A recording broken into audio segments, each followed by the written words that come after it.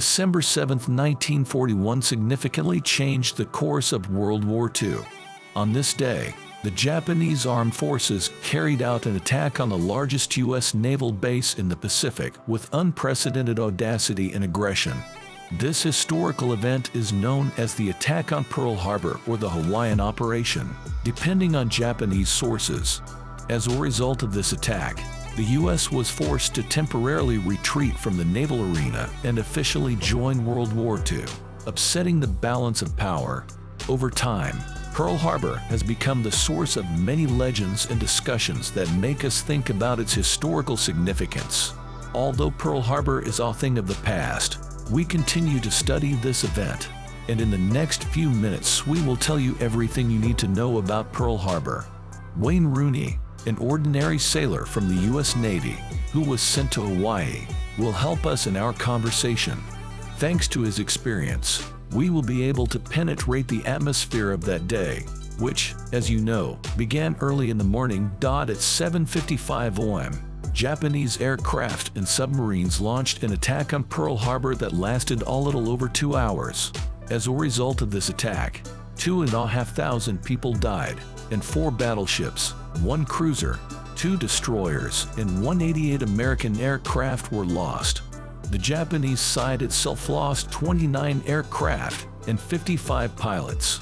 All this is a ruthless event, as described in popular culture, but in reality, the history of Pearl Harbor is much more complex and controversial. First, at the time of the attack, many American sailors were on land, not expecting explosions, since December 6 was a holiday. In addition, none of them suspected a possible attack, although, of course, it is hard to believe that top U.S. leaders did not anticipate it. In fact, the possibility of an imminent war between the United States and Japan was discussed in Congress as early as 1921. At that time, Japan, a small island without significant resources, interested in Southeast Asia, where these resources were more easily accessible, caused concern among the main consumers of these resources, the United States. In 1931, Japan invaded Manchuria, starting open war with China and seeking resource independence while committing many bloody war crimes such as the Nanjing Massacre. The Europeans, preoccupied with Hitler, had no choice but to express their dissatisfaction in notes. For the United States, however, the situation looked far from rosy. Protectionism prevailed in America, and as Roosevelt himself wrote in a letter to Churchill, Congress would drag out the issue of declaring war for a month, and there was nothing he could do about it. Moreover, even after the Nanjing Massacre, where the Japanese massacred hundreds of thousands of innocent lives, the U.S. continued to trade with Hitler's ally. It wasn't until Japan took over French Indochina that the U.S. stopped deliveries of aircraft, machine tools, and gasoline, but oil and other goods continued until July 1941, by which time France had long since fallen and Europe was on fire. The official reason for this was the danger of provoking Japan into conflict, which is particularly interesting given the intelligence received by the U.S. As early as 1940, the U.S. deciphered Japanese codes and intercepted their communications, and several sources clearly warned the Americans about Pearl Harbor. First, it is known about the meetings of the German agent Hans Thompson, where an ally of Japan clearly indicated the impending strike. There is evidence that this information was passed on to the president. Secondly, 2 months before Pearl Harbor, good old Richard Sorge transmitted a clear time window for the attack to Moscow. This data also came to the Americans. Moreover, in the United States, knowing about all this, they deliberately provoked Japan into a conflict. Japanese diplomats tried for a year to secure peace talks, but their efforts were only met with a hello note, in which the U.S. issued an ultimatum demanding that Japan leave China, withdraw from the Triple Alliance, and isolate itself altogether. Obviously, these conditions were not feasible.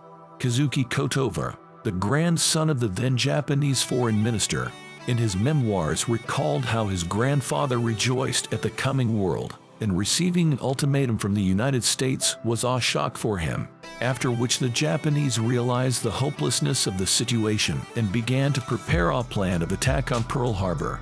Even then, the United States was one step ahead. On the evening of December 6, another Japanese note was intercepted with information about the attack on the 7th. However, not a single Hawaii mobilization order or even the usual warning was sent. Our warrior Rooney and his friends were enjoying their vacation in a tropical paradise, and even when the Japanese planes appeared on the American radar, the controller treated this event as routine, since additional American bombers were expected to arrive that day. Because of this, the dispatcher decided that his own troops returned ahead of schedule, and at this moment strange things began. After all, twice, in 1932 and 1937, the United States conducted exercises simulating an attack on Pearl Harbor, and both times the attackers won. However, no improvements in the security system followed. A well-known theory is that the Americans were expecting an attack on the Philippines, which seemed like a more attractive target. But even this does not justify the lack of mobilization, since out of 24 Japanese anti-aircraft batteries, only 8 were in combat readiness. In addition, the battleships were in the so-called battleship row, that is, in peacetime position, where all the ships are side by side. Moreover, in the unfortunate battleship Arizona, which suffered the most damage, against all instructions, black powder charges remained in one of the upper compartments, which led to an explosion after being hit, and more than 1,000 sailors died without even realizing what was happening. And here we come to another fact. However, can the battle be considered not started before the explosion of the battleship Arizona? Most of the ships were heavily damaged, but the Japanese attack was divided into 2 waves, and only the first wave was relatively accurate and successful. By the time the second wave began, at about 9 a.m., our soldiers, including Wayne Rooney and the surviving American military, had already taken their positions and were able to put up strong resistance. It is important to note that officially the Japanese lost 29 aircraft, but this was far from a complete picture, as 26 of them crashed on landing, and another 85 were seriously damaged. Therefore, it is worth recognizing that the American military should be given credit for their skill and courage in the face of a complete surprise attack. Admiral Furlong, for example, deliberately ordered the battleship Nevada to be grounded, not because he was stupid, but because he saw that by destroying Nevada, the Japanese would block the harbor and prevent the arrival of additional reinforcements. By then, reinforcements were unusually surprisingly close to the harbor, and it happened in some magical way. All 3 American aircraft carriers were withdrawn from Pearl Harbor to the open sea, and this was the main target of the attack. The U.S. battleships and destroyers that were destroyed were mostly obsolete. For example, Arizona, which was destroyed, was built back in 1915. At the same time, aircraft carriers were modern customs vessels. However, by a magical coincidence, there was not a single aircraft carrier in Pearl Harbor. That is why Vice Admiral Nagamo made the wise decision to retreat so as not to be trapped in front of the arriving reinforcements. This decision was wise, for although the damage to the U.S. Navy was significant, it should not be overly exaggerated. In fact, the main losses at Pearl Harbor were the battleship Arizona, built during the First World War, and the irretrievably lost battleship Oklahoma, which was even older. Moreover, during the battle, the battleship Oklahoma simply capsized, and the U.S. later decided to send this 30-year-old ship for scrapping. By the end of December, the battleships Pennsylvania and Maryland were restored, while Tennessee and Nevada were repaired 2 to 3 months later. Only the 2 remaining battleships were launched in 1944. Such losses can hardly be called decisive. The saddest for the Americans was the loss of 188 aircraft, but 254,000 aircraft were used in the U.S. during the war. Compared to this figure, the losses at Pearl Harbor can be said to have been non-critical. However, the main problem was parting with new aircraft carriers and submarines. But as already mentioned, this did not happen.